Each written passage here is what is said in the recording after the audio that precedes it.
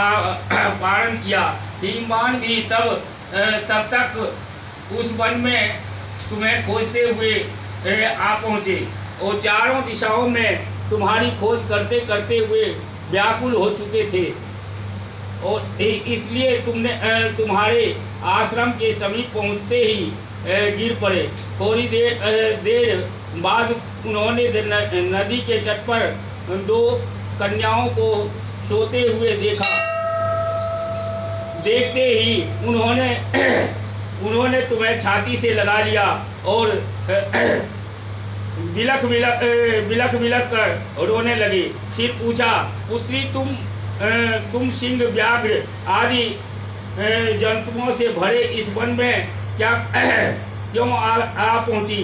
पार्वती ने उत्तर दिया, हे पिताजी, मैंने पहले ही अपने आप को शिवजी के हाथों सौंप दिया था। आपने मेरी बात टाल दी और इससे मैं यहाँ चली आई और हिमवान के सामंत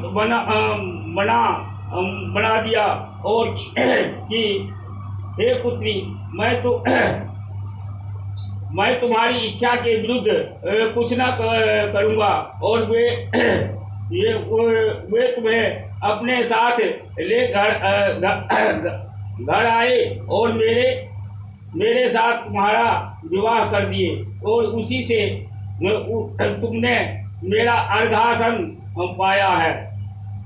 तब से आज तक किसी के सामने मुझे यह व्रत का प्रकट करने का अवसर नहीं प्राप्त हुआ।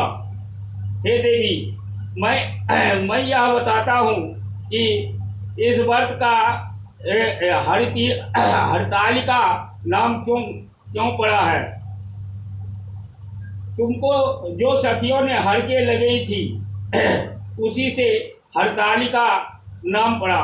पार्वती जी ने कहा कि हे प्रभु, आपने नाम तो बताया, अब उसकी विधि भी बतलाइए। उसका क्या पुण्य है, क्या फल है और यह व्रत कौन करे। और श्री शिव जी ने बोले, हे पार्वती,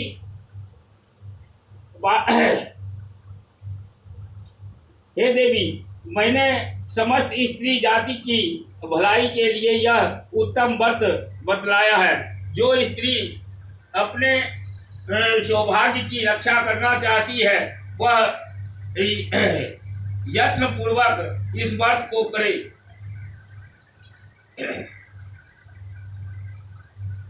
केले के खंभे आदि आयाद से सुशोभित एक सुंदर मंडप बनवाए और उसमें रंग बिरंगे रेशमी कपड़ों से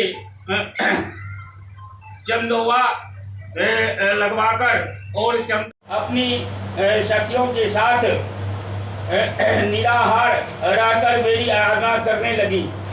जब भाद्रपद शुक्ल पक्षी की हस्तयुक्त तृतीया तिथि प्राप्त हुई तो तुमने मेरा विधिवत पूजन किया और रात भर जाग कर गीत बाद से मुझे प्रसन्न करने में बिताया और उस व्रत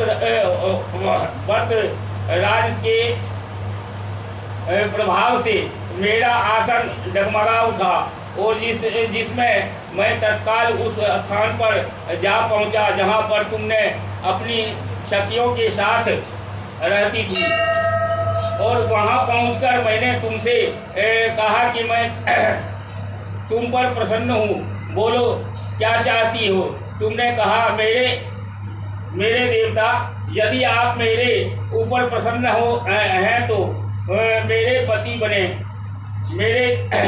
मेरे तथास्तु मैंने तुम्हें तथास्तु कहकर कैलाश पर्वत पर